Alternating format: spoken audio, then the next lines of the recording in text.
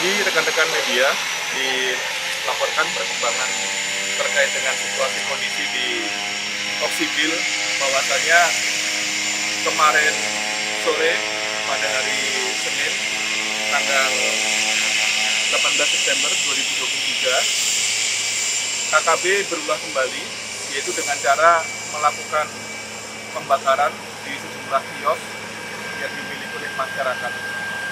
Sampai dengan hari ini dilaporkan situasi sudah terkendali untuk masyarakat bisa beraktivitas seperti biasa.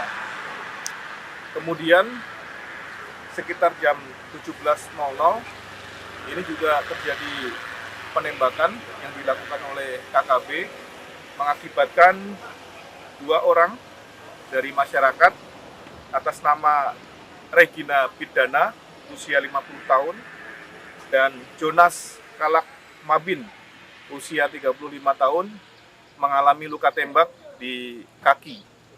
Kronologisnya, pada saat kedua korban sedang menghadiri kedukaan di rumah duka yang bertempat di belakang guest house Jalan Okpol, mereka kembali ke rumah untuk memasak di dapur.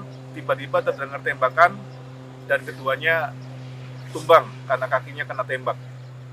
Untuk kondisi korban saat ini dalam keadaan sadar dan dirawat di Rumah Sakit Umum Daerah Oksibil.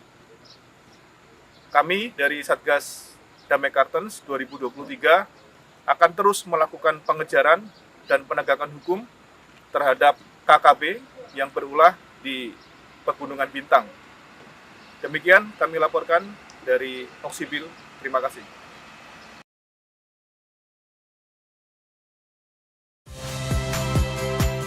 Saya Niluh Puspa. Saksikan program-program Kompas TV melalui siaran digital, pay TV, dan media streaming lainnya.